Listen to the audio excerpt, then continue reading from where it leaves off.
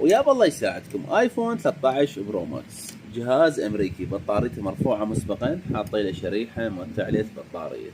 هاي الشريحه مثل ما تشوفوها، هاي تصير الشريحه نثيه وفحل. هاي شوفوا الشريحه اللي فتحناها، هاي الشريحه تعلي نسبه البطاريه تخليها تسعينات. حاطين له سيليكون مثل ما واضح قدامكم، هذا السيليكون.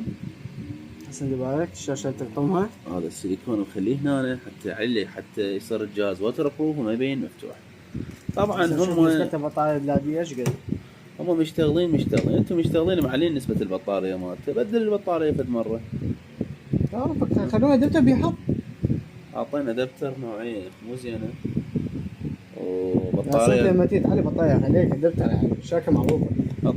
حط دفتر الجيس نفس الوقت بطارية مستهلك لازم بس هو شنو هو تطفى الدفتر تشتغل. يخلوه رخيص، الجيسي السعر على الفارق تقريبا القطعة واحدة تقريبا 3 دولار 4 دولار.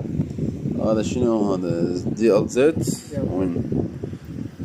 هذا ارخص، عامل البرمجة مالته ارخص، بس هو انشال بعد ما له فايدة. حتى كفاءته اقل. كفاءته ما صار سويت صار ايش قد يمه؟ صار يد من اخذته قلبه شهرين 3 صار له، هسه يفتح بطارية يبدل، ماخذ بطارية 87 بطاريته 87 بس مستهلك يا شباب. بطارية للصين ما تقدر تدخلها 87. فالفكرة شنو انه انت البطارية ما لها علاقة، هاي هسه بطارية اصلية ومع ذلك مستهلك. عندنا بطارية مركز فني احترافي. هاي بطارية ضمان بيها سنة كاملة.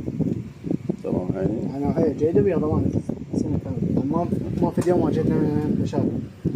ضمان سنة كاملة راح تبدل بيه. فالفكرة ان انت ابو المصلحة من تجيب موبايلات تعلي بطاريات، نشيك البطارية مالته اذا بيها استهلاك بيها صرف بيها مشكلة بدل. هاي نسبتها 87 نسبة الحقيقية مالتها، بس هي مستهلك. تمام بلا فلات. هاي احكي فلات البرمجات نسبتها اعلى ونزلت 87. تمام عيني. بطارية تجارية مبدلة. اي والله بعد كتابة مالتها ماكو شي كتابة واضحة. فالبطارية هاي مبدليها اصلا حاطين نوعية تجارية. هسه لو شنو لما راح يخسر له 750000. ليش الفكرة؟ هي بطارية تمام على شكل دبل، بس شنو الكابل موصل تقريبا رقم ونص. صار عندي بطارية أصلية. شوفوا هاي بطارية اصلية وهاي موصلة، هاي بجهاز اصلية هاي موصلة، بس الكابل مبدل. ومبين يا اخو منا مبين انها مفتوحة قبل شو مجعمر مفتوحة قبل ومرتبين لزمان. انا ابو عليها بلادي وهاي النتيجة راح يخسر بطارية 75.